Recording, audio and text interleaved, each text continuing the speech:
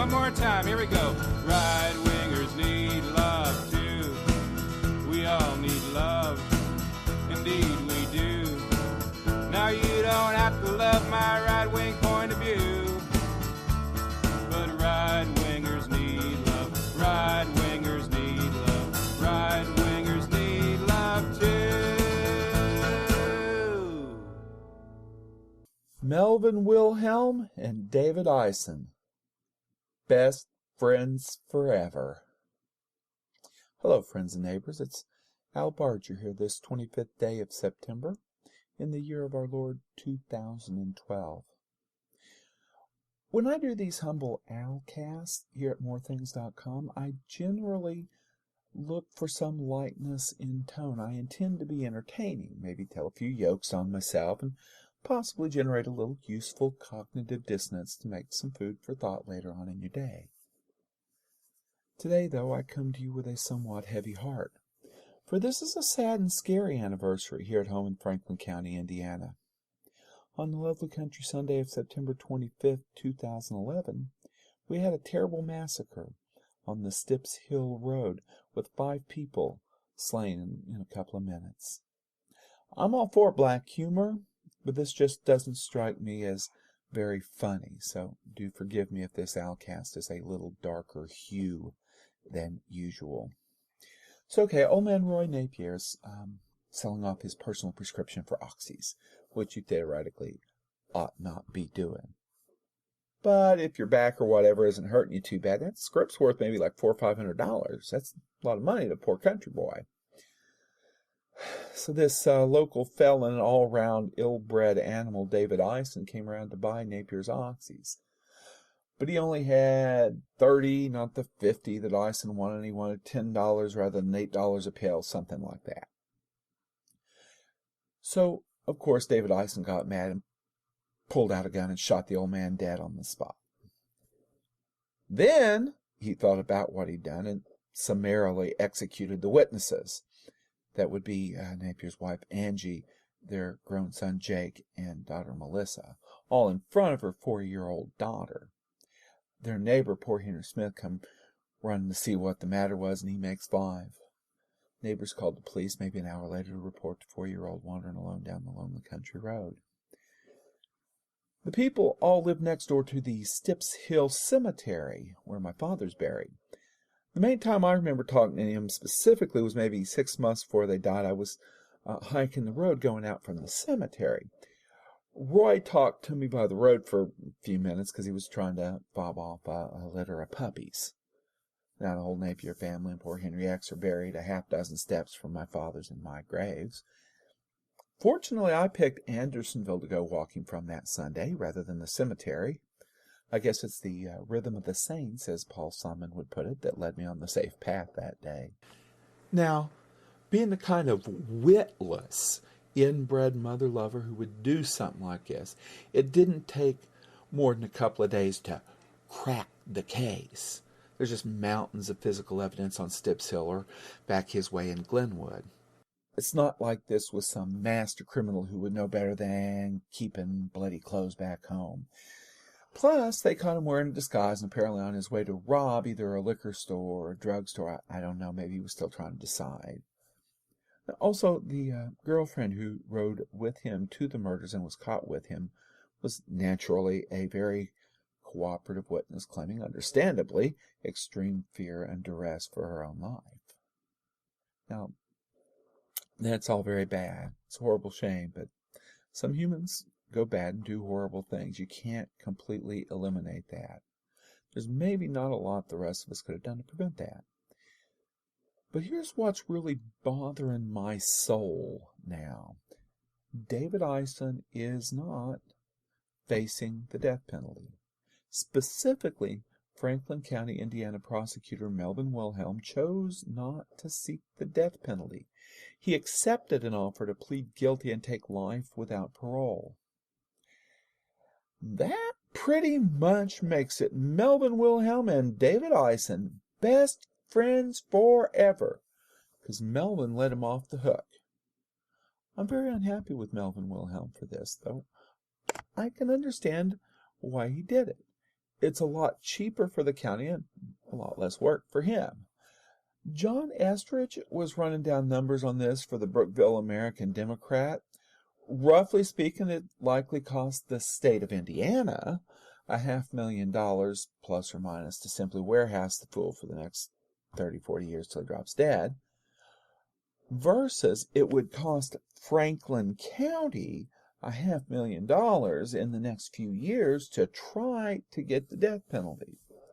This would have to come from county money, and $500,000 is a lot of money in a rural county like this. Plus, you might not be successful anyway. I need to say that I don't care about the cost. Wilhelm should have sought the death penalty. Putting down predators and stopping people from killing us is the main thing we have governments for. Now, I'm all in favor of the Bill of Rights and innocent until proven guilty and so forth, but at some point there needs to be some line beyond which transgressions, terrible slaughters like this, must result in the perpetrator knowing that they will be put down if caught. It's like a social contract or something. You do this, and there's no getting off the hook. Bad, violent animals need to be put down, and it needs to be understood that ultimate bad behavior has ultimate bad consequences. I'm not saying this just to be a hard ass. There needs to be known a limit past which redemption or rehabilitation or forbearance will not be given. If you go on a killing spree, we will hunt you and put you down. There's supposed to be as much as possible clear rules against which you can gauge your own behavior with the human consciousness that God gave you. That's why we pay for cops and courts and prosecutors, which is where the ball was dropped. I mean, Melvin Wilhelm has been the prosecutor of Franklin County for over 30 years now, and what have we been paying him for these many decades? Now, if you got any kind of record and get caught with one lousy, stinking joint, Melvin will ride hard to get a pound of flesh or send a poor boy to prison for 2 years for a single joint. But the one time in those decades that we really needed Melvin to stand up and take it to the wall, he took the easy way out. That's a damn shame. Now, Ison did also have the benefit of good legal representation. Hubert Brandstetter is one of the sharper knives in the drawer, from some years of knowing him and briefly having him as my attorney. Ison had a good guy to get him the best deal, but it doesn't look like Hubie had to bring his A game. Wilhelm didn't even try. Look, if it costs money, we could raise it. Boy Scouts could do fundraisers, recycling newspapers or aluminum. The local Lions Club or churches could hold bake sales. I'd bake them some excellent oatmeal chocolate chip cookies to kill for, or perhaps a pumpkin cheesecake. But I want to briefly address, though, in fairness, a couple of points that are typically made against the death penalty in general. Not that there aren't many other legitimate issues, but the bleeding hearts often argue that killing a criminal is cruel and inhumane. I contend that life without parole is far more cruel and inhumane than simply being put down. If the alternative is 30 or 40 or 50 years in prison till you die, simply being put down is getting off easy. It would truly be better for Ison himself to just be killed. Of course, they might argue that maybe the guy getting killed would be of some judgment about what would be better for him. But he hasn't displayed much good judgment about what was best for himself previously. On the other hand, some misguided folk argue that life without parole is good, exactly because it's more cruel than simply being killed. He gets to be somebody's woman and every kind of evil thing that nasty prisoners can come up with to do to one another. They got it coming. But that's no good either. Yeah, this jerk Ison's pretty much got anything coming to him that Marcellus Wallace could come up with. That desire to make a real bastard suffer is perfectly human and understandable, but it's not the way of grace or in any way good for your soul. That's feeding the dark side. I take no pleasure in putting down a bad dog. It's simply an occasional unpleasant duty. It's particularly not good for the soul that people take solace or vindictive pleasure even in the idea of men being sexually assaulted in lockup. That's definitely no good on multiple levels that I won't even try to unpack here. Now, I wouldn't want anyone tortured to death, not even Osama bin Laden. The details of this most infamous killer's demise were, of course, pretty interesting. But I was mostly just glad that he'd simply been hunted down and shot. He probably didn't feel a thing. Good. But he's dead, and that's one particularly bad animal who won't be hurting anyone else. But Ison gets to live in prison, perhaps for several decades. Besides general principles, the likes of him need put down just on general grounds of the safety of other inmates. Somebody that Melvin's caught with a joint, or even a burglar, doesn't need to have the likes of Ison swimming in their cage. Getting caught selling drugs shouldn't get you caged up with this guy.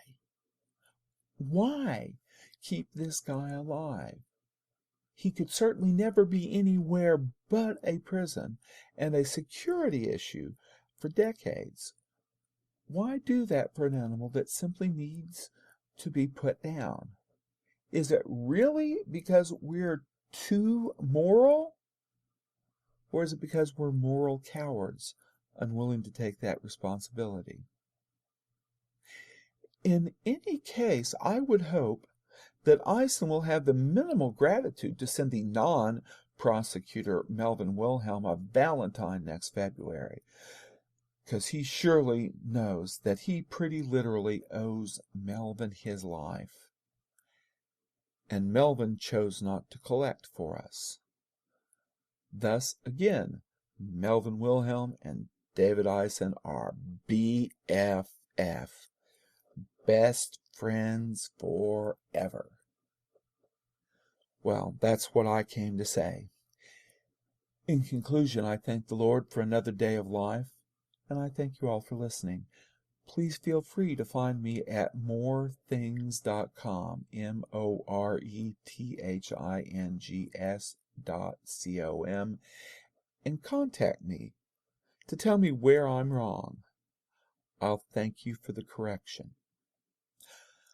I have more outcast at morethings.com. I'll try to be perhaps more cheerful and witty next time. I thank you for your kind attention to my thoughts, and have a blessed day.